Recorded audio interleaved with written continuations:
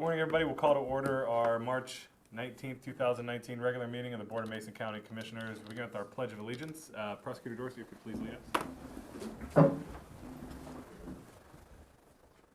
I pledge allegiance to the flag of the United States of America and to the republic for which it stands, one nation, under God, indivisible, with liberty and justice for all.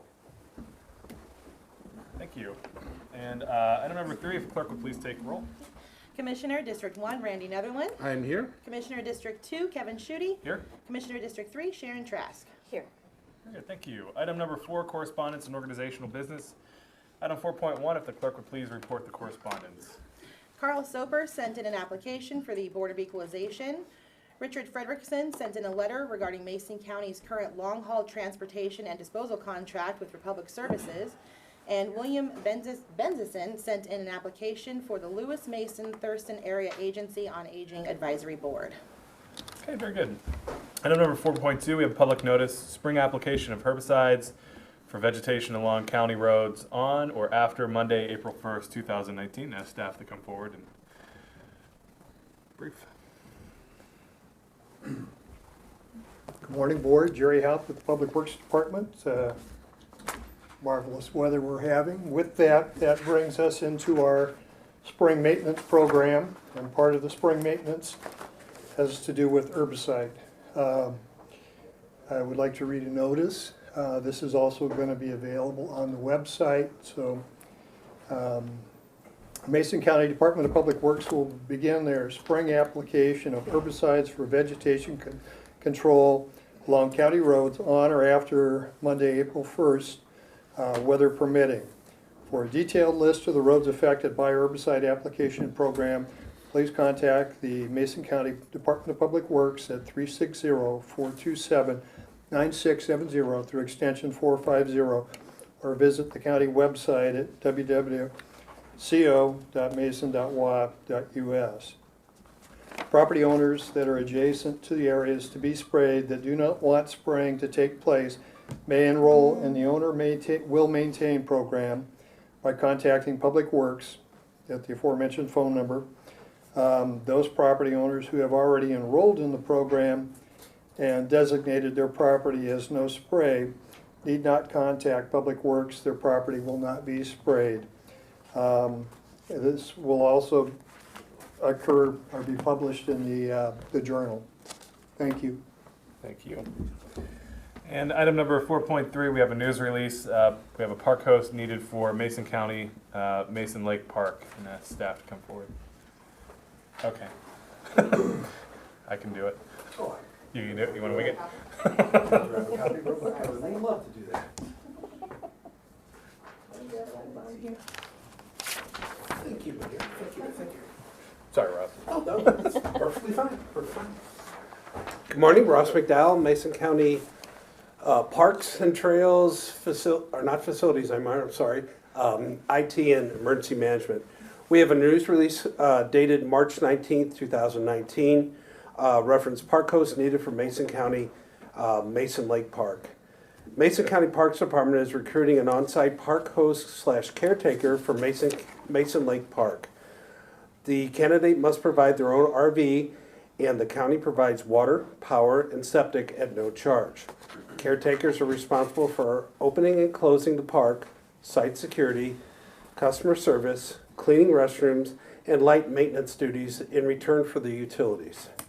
There is no salary or pay associated with this opportunity. Mason County Parks and Trails is looking for a person or persons who are willing to work nights, weekends, and holidays, can physically make rounds of the park, and have good communication and customer service skills, the ability to remain calm and friendly when confronted with problems. Mason Lake Park is located in Grapeview, Washington, and consists of 17.36 acres. The park has a dock and boat launch, boat trailer parking, nature areas, and restrooms. The caretaker needs to be present in the evenings, Monday through Friday, and all day on the weekends during boating season.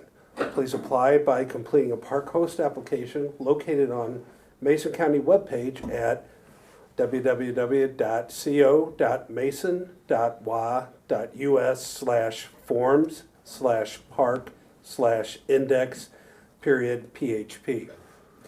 Or contact Ann Voice at 360-427-9670, extension 535, for any questions or concerns. Thank you. Great, thank you, Ross. Appreciate it. Okay, moving on to item number 5. This is our open forum for citizen input. It's an opportunity for members of the public to address the commission on items that are not on today's agenda.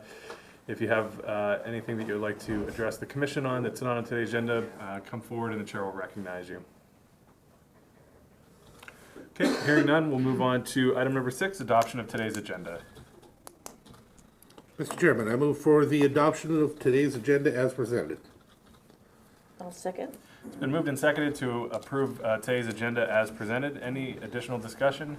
Hearing none, I'll call for the vote. All in favor say aye. Aye. All opposed? Motion carries. Item number 7, we have approval of minutes from February 25th and March 4th briefings, and then February 19th, 26th, March 5th, and March 12th regular meetings.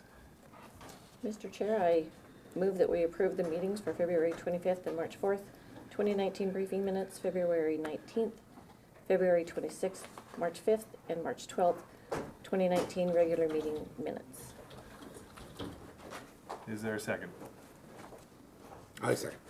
It's been moved and seconded to approve minutes from February 25th and March 4th, 2019 briefings, and February 19th, 26th, March 5th, and March 12th, 2019 regular meeting minutes. Any additional discussion? Hearing none, I'll call for the vote. All in favor say aye. Aye. All opposed? And the motion carries. Moves on to item 8. It's approval of today's action agenda. Commissioners will read through all the items on today's action agenda, at which time a commissioner or a member of the public may ask questions and have an item removed for a separate discussion and vote. I will read items 8.1 through 4. Commissioner Netherland, if you please read 8.5 through 8, and Commissioner Trask, please read 8.9 through 8.11. Item 8.1, approval to amend Resolution 61-08, setting the salary of the Chief Deputy Prosecuting Attorney at 75% of a Superior Court judge salary. Item 8.2, approval of an ordinance describing amendments to Title 17 relating to the Belfair Urban Growth Area, UGA, adopted on December 5th, 2017. Item 8.3, approval of warrants and treasurer electronic remittances, claims clearing fund warrant numbers 806-2936 through 806-3078 in the amount of $374,547.20. And item 8.4, approval of the following 2019 Mason County Heritage Grants in the amount of $11,521. Pickering Community Club, $4,746 towards the cost of a roof replacement for the Grant Schoolhouse. Great Bend Center for Music, $4,000 towards the cost of commissioning a new piece of music incorporating Salish and settler musical themes, which will premiere at Carnegie Hall in 2019. The music will also be performed locally and will be available for future performances. And Mason County Historical Society, $2,775 to purchase a 36-inch scanner for historic maps. Mr. Chairman, item number 8.5 reads approval of a resolution designating East MCRA Road with an honorary road sign reading Schaffenauer Way in honor of Carrie Schaffenauer. Item number 8.6, approval to execute the annual certification for calendar year 2018. Certification of expenditures for traffic law enforcement 2018 and certification for expenditures for fish passage barrier removal 2018. The certifications will be included in the annual submittal to the County Road Administration Board by the Department of Public Works.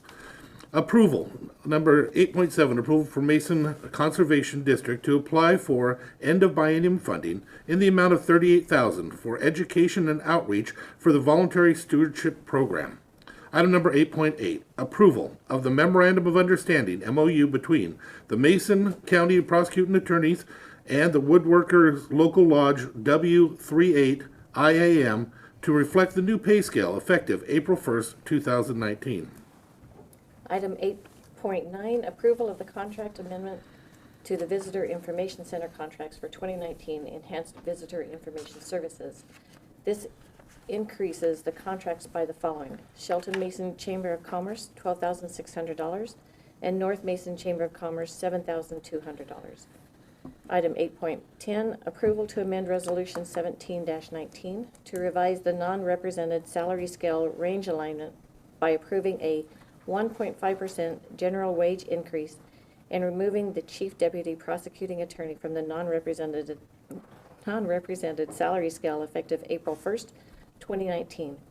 Item 8.11, approval of a resolution effective April 1st, 2019 for participants of the PEB medical program, which allocates through the pooling method $937.58 per monthly county contribution for all employee single enrollments on medical and $1,376.75 per month for Teamsters General Services and Probation collective bargaining agreements in place, but not ratified on January 1st, 2019, with dependent enrollments, and $1,428.75 per month for all elected officials, eligible, non-represented, and collective bargaining agreements, community family health, deputy prosecutors, and public defenders, in place and ratified on January 1st, 2019.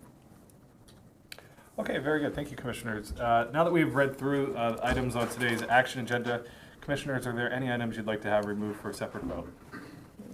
Okay, any questions or items to remove for a separate vote from the public? Tom? Mr. Chair, item 8.1, and because it's connected to this, 8.10, please.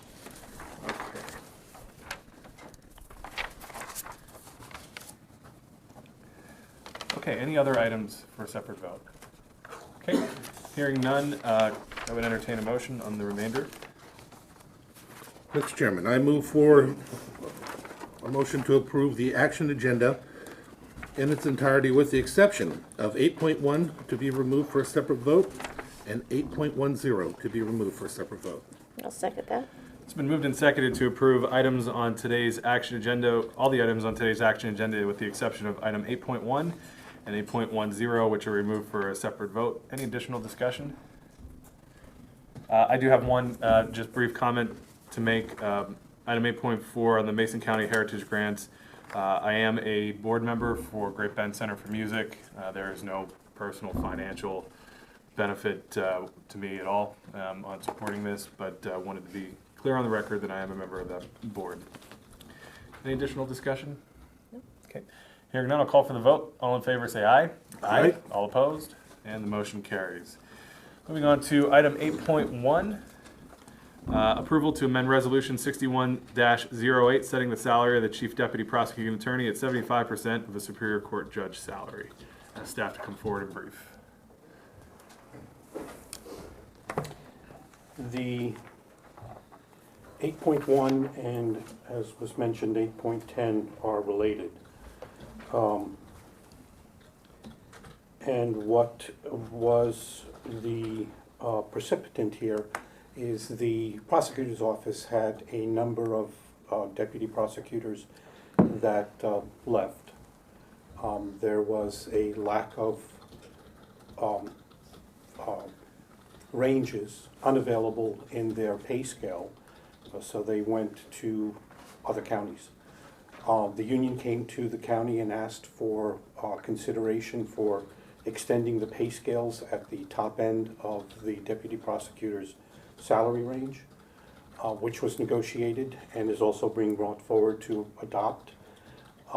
As a result of that, the chief deputy prosecutor and the top end pay scale had compression, and so it was proposed that the chief deputy prosecuting salary be adjusted as a member of the criminal justice team to be adjusted to tie to the Superior Court judge's salary at a range of 75%.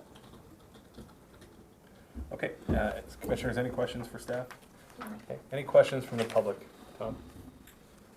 Yes, Frank, was it your intention to increase the salary 17% or $21,000? To 75% of the Superior Court judge's salary. I don't remember exactly what the dollar amount is. Thank you. Okay, any other questions for staff?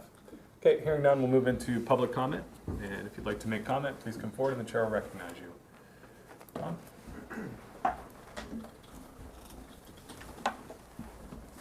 Thank you, Commissioners. Tom Davis for the record.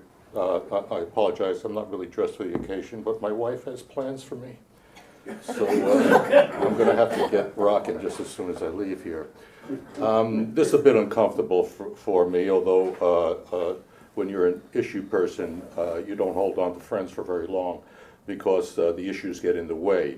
And I know Tim, and he happens to be the deputy prosecutor in this case. We work together. This has nothing to do with that. This has to do with process, as it always has to do, almost always when I stand here before you, whether this is good process or bad process. And this is the third time I've stood before this board saying that this is bad process.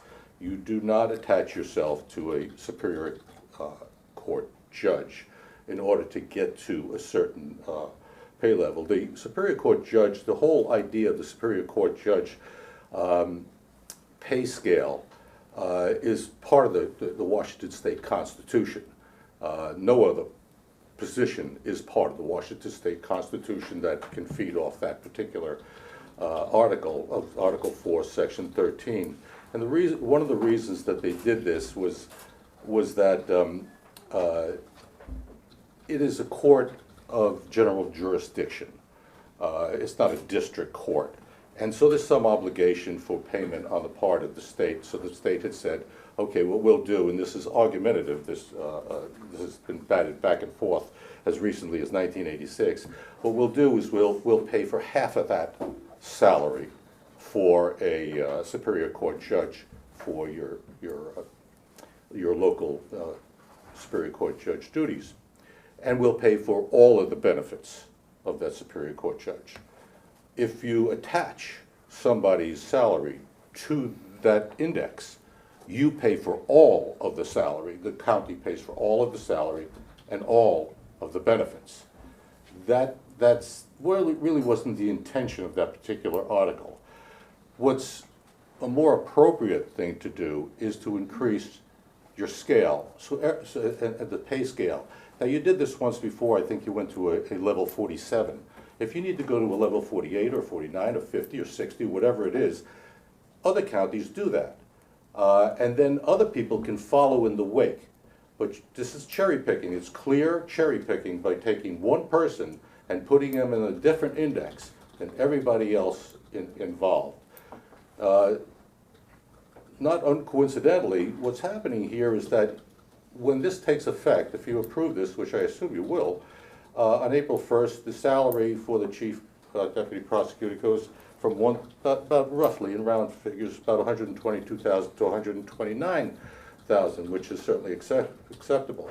But on July 1st, because the salary is dictated for the Superior Court judge from a citizen salary commission, the judge's salary jumps to $190,985.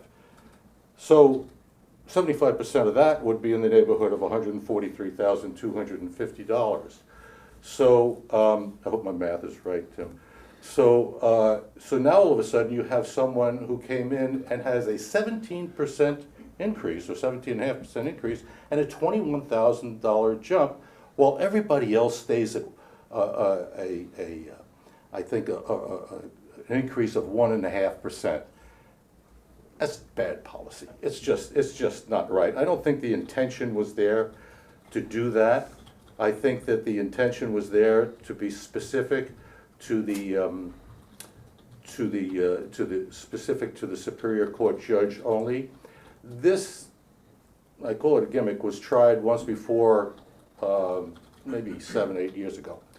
And Commissioner Sheldon at the time wanted to tie the commissioner's salary to the Superior Court judge at a certain percentage. And that got shot down, and I was glad it did. Because you lose all control, and we will lose all control over what the Superior Court, the prosecuting attorney gets. We can adjust the percentage rate, but I guarantee you next year there's going to be another raise, and next year there's going to be another raise, and all the raises that happen will be dictated by the salary commission. It will no longer be dictated by the local authority. It's unhealthy. It doesn't look right, because it isn't right. I don't begrudge the money. Believe me, I think that quite frankly, the fixes that the deputy prosecuting attorney gets the county out of is well worth the money. So we're not talking about the money. We're talking about the process. And the process is always more important than the objective. And I think you've jumped over the process to get to an objective, and I think it's bad policy. That's about it for me. Thank you. Great, thanks. Any other public comment? Do I count? Yep.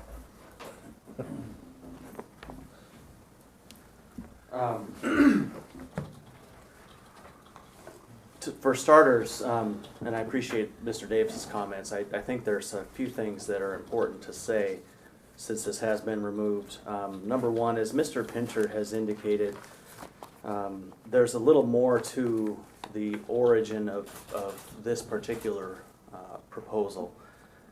And it is, in my view at least, and I think accurately, related also to another action that the Commission has now already taken today, which is the approval of item 8.8 and the significant structural changes to the salary and compensation structure of the deputy prosecutors who are affiliated with the Woodworkers Union. And that started with the, as I understand, and I think Mr. Pinter indicated also, the union approaching the county.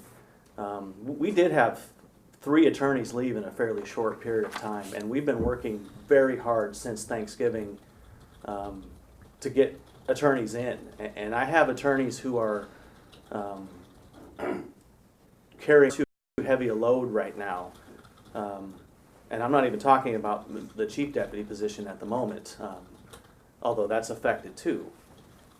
We've interviewed, gosh, probably, it's different now. The economy, the job market, it's a good thing overall, if in fact that's the reason. But we've interviewed probably 80 or 90% of the people who applied the last 2 recruitment go-rounds since Thanksgiving, and we're in the process of a 3rd right now. And we've met with candidates to offer a position to anybody who had even close to the level of experience needed to come in and handle the type of cases that we need handled. And we've been turned down by each of them specifically because of salary issues. And so that's where it started. However, it did create an immediate, obvious problem in evaluating the proposals that were coming together between the union and the county with respect to, and I think the world of Tim, and I think this county should be very thankful for Tim, and I am incredibly thankful for what Tim means to my office and the ability to run my office. But as each of the commissioners has indicated, and Mr. Pinter and myself throughout this process, it isn't about the person specifically either. It's about the position. And I can confirm that this commission didn't come to this proposed action lightly. We've done some work contacting surrounding counties, and specifically not just the surrounding counties that we compete with for labor, but our comparable counties that our human resources uses for these determinations.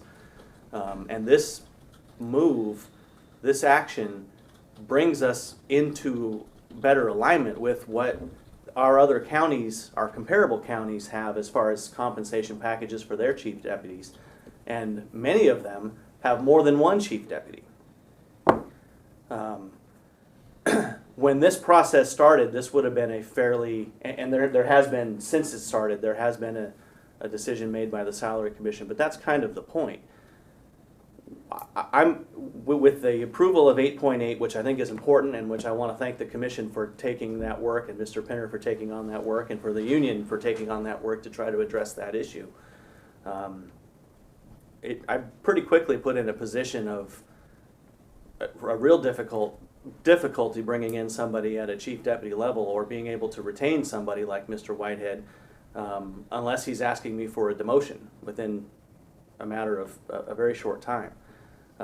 The change in salary was, the immediate change in salary was virtually flat, because the salary of the chief deputy prosecutor, up until changes that have been now decided but not yet taken effect, It was already at 75% of the number that it's now being tied to. And the fact that it's being tied to the Superior Court judge, I mean, when we're talking about math and we're talking about the numbers being the same, the resolution itself recognizes that in 2008, the county commissioners, prior to me even taking office, the decision was made to set the salary of the prosecuting attorney's wage at that of a Superior Court judge. But that was in conjunction with a state legislative move statutorily recognizing the, as called out, I don't want to go too long, but across the state pays half of that salary as well and ties that to that of a Superior Court judge. It isn't unprecedented amongst other counties that are comparable counties with, in terms of the prosecutor's office specifically, and it's not unprecedented with other departments and offices within our own county. The Superior Court Commissioner, by contract, this commission has set that salary at 85% of the salary of a Superior Court judge as set or thereafter amended by the Salary Commission, except that it also has additional provisions for an hourly rate for time above the 85% of the time. Mr. Whitehead, the Chief Deputy Prosecutor position, is not an 85% FTE. And so I understand Mr. Davis's comments. I appreciate them. I'm hopeful that at least some of the things I've had to say can address what might be confusion about how we get to where we are today and why I think that this is an appropriate and a necessary step for the county to take.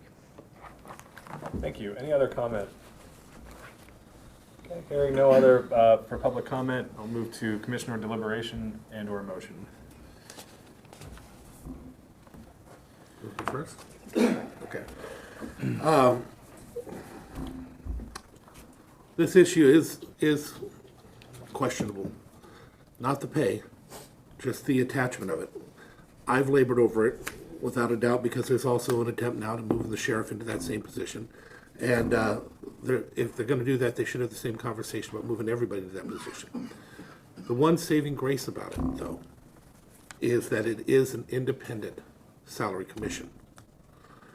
Years ago, I brought forward the idea, again, I brought it up, about creating an independent salary commission for our county.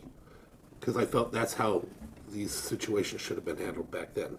But it got shot down. It's just the way it is. You win some, you lose some. So the reason why I'm not comfortable with it, but the reason why I move forward with it is it still gets us to a point to where some of these things are taken out of our hands and put into the hands of those that are independent from us, and the separation of the political aspects of it. With that being said, I have no issue with a raise for the position. There's a big difference between an attorney and all the rest of us. The difference being, of course, for an elected official example, no matter which one we are, except for the prosecuting attorney, you just have to be 18 years old and a registered voter. To be a prosecuting attorney, you have to have the education, you have to have the documentation and the history. To be a deputy prosecuting attorney, that education costs money.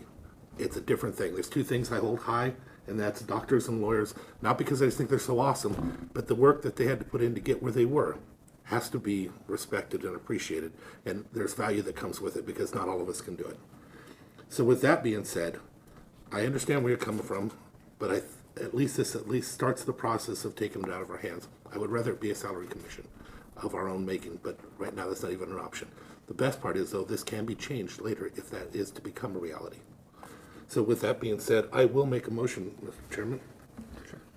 I move that approval to amend Resolution 61-08, setting the salary of the Chief Deputy Prosecuting Attorney at 75% of the Superior Court judge salary. I'll second that. It's moved and seconded to approve, moved and seconded to amend Resolution 6108, setting the salary of the Chief Deputy Prosecuting Attorney at 75% of a Superior Court judge salary. Any additional discussion? Okay, I just briefly, Commissioner, I appreciate your comments on that, and frankly, this is the first time that in my tenure as Commissioner that we've had this robust a conversation about salaries and their linkages and the metrics that we use to set those salaries. And so my comment very simply is, if you are wanting to bring forward a conversation about a local salary commission, I'd be more than willing to have that conversation. That has not been brought to me in my No, it hasn't. in my 26 months as commissioner. You're So and by virtue of that, the 2.5 months that Commissioner Trask has been here. So I, for one, would be open to that conversation. I think that's a worthwhile thing to do. So that's my only comment. Okay, any other discussion? Hearing none, I'll call for the vote. All in favor, say aye. Aye. All opposed? And the motion carries. Moving on to item 8.10, approval to amend Resolution 17-19 to revise the non-represented salary scale range alignment by approving a 1.5% general wage increase and removing the Chief Deputy Prosecuting Attorney from the non-represented salary scale effective April 1st, 2019. Ask staff to come forward and just brief again. And 8.10 is a resolution to increase the salaries for the non-representatives throughout the county at a rate of 1.5% for 2019, as well as, again, removing the Chief Deputy Prosecutor from that scale, because the previous resolution put that position into a percentage of the Superior Court judge's salary. Okay, very good. Any questions, Commission? Okay, any questions from the public? Okay, hearing none, I'll move into public comment. Any comment on item 8.10? Okay, hearing no comment, move to Commissioner deliberation into our motion. I'll make a motion that we approve to amend Resolution 17-19 to revise the non-represented salary scale range alignment by approving a 1.5% general wage increase and removing the Chief Deputy Prosecuting Attorney from the non-represented salary scale effective April 1st, 2019. I will second. It's moved and seconded to amend Resolution 17-19 to revise the non-represented salary scale range alignment by approving a 1.5% general wage increase and removing the Chief Deputy Prosecuting Attorney from the non-represented salary scale effective April 1st, 2019. Any additional discussion? Okay, hearing none, I'll call for the vote. All in favor, say aye. Aye. All opposed? And the motion carries. Moving on to item number 9, other business. Are there any department heads or electeds that would like to address the commission? Okay, hearing none, move on to item number 10, our public hearings for this morning. Item 10.1, we have a public hearing to consider the sale of surplus parcel 22213-11-60030 on Bucktail View Road. And ask, this was continued from February 26, 2019, and ask staff to brief. And unfortunately, I'd like to ask for a continuation again until April 8th. The buyer is considering a feasibility study that they have not completed and have asked for an extension. So I'd like to continue it to April 8th. Okay. Is there a motion? I'll make a motion that we move item 10.1 to April 8th. Correct. Second the continuance. It's been moved and seconded to continue item 10.1 to April 8th. Any additional discussion? Hearing none, I'll call for the vote. All in favor, say aye. Aye. All opposed? Motion carries. And item 10.2, we have a public hearing to consider the following budget amendments to the 2019 budget. $11,379 increase to Community Services Health Fund 150, ending fund balance and increase to Community Services Health Fund 150 revenue. $11,379 decrease to Community Support Services Fund 117, ending fund balance and increase to operating expense. $100,000 from Community Support Services Fund 117, ending fund balance to Housing Authority expense. $25,382 from current expense non-departmental 001.300. Washington paid FMLA to various current expense departments on file with the County Budget Office. Washington paid FMLA. $47,925 from current expense 001.320. Ending fund balance to Auditor's Elections Department 001.030. Various salary and benefit lines. $600 from current expense 001.310 transfers out to Mason County LTGO 2013 Bond Fund 215 transfers in for a total budget amendment amount of $196,665. And I would ask staff to come forward and brief. Good morning. Good morning. So as was previously stated, this is a budget hearing to consider approval of budget amendments to the 2019 budget. The budget amendments are as follows: $11,379 increase to Community Services Health Fund 150 ending fund balance, and increase to Community Services Health Fund 150 revenue. $11,379 decrease to Community Support Services Fund 117 ending fund balance, and increase to operating expense. $100,000 from Community Support Services Fund 117 ending fund balance to Housing Authority expense. $25,382 from current expense non-departmental Washington paid FMLA to various current expense departments on file with the County Budget Office for Washington paid FMLA. $47,925 from current expense ending fund balance to Auditor's Elections Department, various salary and benefit lines. $600 from current expense transfers out to Mason County LTGO 2013 Bond Fund 215 transfers in. Total budget amendments, $196,665. Are there any questions? Questions, commissioners? Okay, any questions from the public? Okay, hearing none, we'll move into public comment. If you'd like to make comment on item 10.2, please come forward and the chair will recognize you. Okay, seeing no public comment, move into commissioner deliberation and or motion. Mr. Chair, I move for the approval of the budget amendments for 2019 budget. Budget impact of $48,525 decrease in ending fund balance, current expense fund 001. $11,379 increase in ending fund balance, community service health fund 150. $111,379 decrease in ending fund balance, community support services fund 117. Budget amendments, $11,379 increase to Community Service Health Fund 150, ending fund balance, and increase to Community Services Health Fund 150 revenue. $11,379 decrease to Community Service Support Service Fund 117, ending fund balance, and increase to operating expense. $100,000 from Community Support Services Fund 117, ending fund balance to Housing Authority expense. $25,382 from current expense non-departmental 001.300 Washington paid FMLA to various current expense departments on file with the County Budget Office, Washington paid FMLA. $47,925 from current expense 001.320 ending fund balance to Auditor's Elections Department 001.030 various salary and benefit lines. $600 from the current expense 001.310 transfers out to Mason County LTGO 2013 Bond Fund 215 transfer in. Total budget amendments $196,665. I'll second.